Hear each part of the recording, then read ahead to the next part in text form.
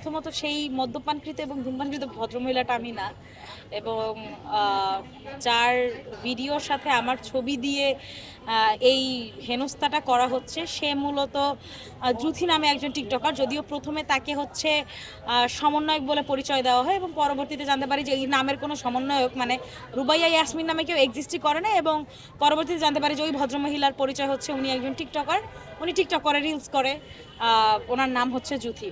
তো সমস্যাটা হয়েছে প্রথমে হচ্ছে কিছু মানুষজন আমার আইডিতে প্রায় একটা সময় বট অ্যাটাক হয়। তো আমার ধারণা এটা যে ওরা হচ্ছে আমার প্রোফাইল থেকে ছবিটা আগে সেভ করে রাখছে কোনোভাবে। তো যখন এই ধরনের আপত্তিকর ভিডিওগুলো সোশ্যাল মিডিয়াতে আসছে, তারা আমার ছবিটার সাথে এই ভিডিওটা অ্যাড করে আমাকে এক প্রকার হেনস্থা করার শিকার মানে হেনস্থা করার চেষ্টা করেছে। এবং পরবর্তীতে আমি যখন প্রথমে জানতে পারি জানতে পারি, আমি হচ্ছে আমার সংগঠনের সদস্য সচিবকে জানাই যে ভাই এরকম এরকম হচ্ছে। তো উনি হচ্ছে সেই সংগঠনের উচ্চপদস্থ একজন নেতাকে ফোন দিয়ে বলা হয়েছে যে আপনার নেতাকর্মীরা এইগুলো করতেছে, এই প্রোপাগান্ডাগুলো যাতে না ছড়ায় এবং পোস্টগুলো যাতে ডিলিট করে দেয়।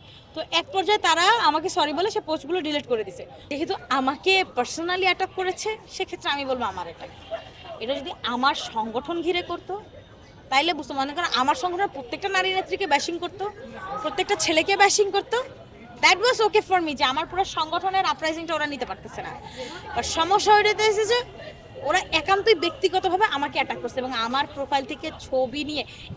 আরেকটা জিনিস ক্লিয়ার করি, এই ছবিটাই নাহিদ ভাইয়ের সাথে যে ছবিটা, এই ছবিটা হচ্ছে আমাদের সংগঠনের ইফতার পার্টিতে, এই বছরই ইফতার পার্টির ছবি। তো এটা হচ্ছে বিষয় যে আরও তো বাচ্চারা গেছে, আরও মেয়েরা গেছে, তাদেরকে নিয়ে তো বুলিং হইল না, বা তাদেরকে নিয়ে তো এই ব্যাশিংটা হইলো না, এই নোংরামিটা হইলো না। কিন্তু আমাকে নিয়ে আমি এটা খুব এখন অ্যাটলিস্ট আপনারা আছেন বা যারাই আছে আমার ওই যে আশেপাশের মানুষ বললাম, সবাই অনেক সাপোর্টিভ দেখে এইটা অ্যাটলিস্ট নিজেকে বুঝ দিতে পারতেছি যে ওদের থেকে আমার যোগ্যতা বেশি, এই জন্য আমাকে নিয়ে সমালোচনা করতেছে। আপাতত এটা গায়ে লাগতেছে না, বাট কালকে রাত্রে আমার মানসিক অবস্থা খুবই জঘন্য ছিল। আমি ওয়ান কাইন্ড অফ মানে কি করবো বুঝতে পারতেছিলাম না, কারণ আমরা মেয়েরা রাজনীতি করি অনেক কিছুর বাহিরে গিয়ে, অনেক কিছু ত্যাগ করে, সেখানে আমাদের পরিবার ম্যাটার করে, আমাদের সমাজ ম্যাটার করে। আর আমরা তো এখন কেউ বাচ্চা না, আমরা প্রাপ্তবয়স্ক মেয়ে। আমাদের বাবা মা বা আমাদের আত্মীয় স্বজনের চিন্তা থাকে যে আর 2 বছর পর মেয়ে বিয়ে দিব। এর মধ্যে যদি এরকম একে তো ভাইয়া মানুষ শুনে 10 হাত দূরে চলে যাবে মেয়ে রাজনীতি করে, তাইলে জানিয়ে কি, তারপর যদি এরকম প্রোপাগান্ডা শুনে শেষ, ওই সমাজের বাপ মা শেষ, আত্মীয় স্বজন শেষ, আর ওই মেয়ের জীবন তো ধ্বংস, রাজনীতি তো নাই। তো এই জিনিসগুলো আসলে আমাদেরকে প্রতি মুহূর্ত ফেস করে আসতে হচ্ছে।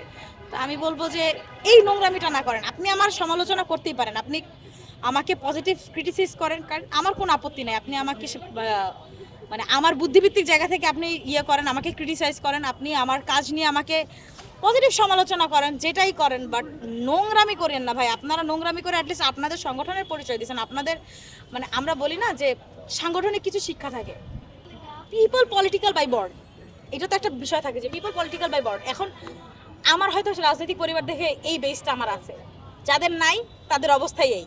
তো আমি আসলে তাদের দুইটা শিক্ষাকেই ধরবো, তাদের পারিবারিক শিক্ষাটাকেও ধরবো এবং তাদের রাজনৈতিক মানে সাংগঠনিক শিক্ষাটাকেও ধরবো।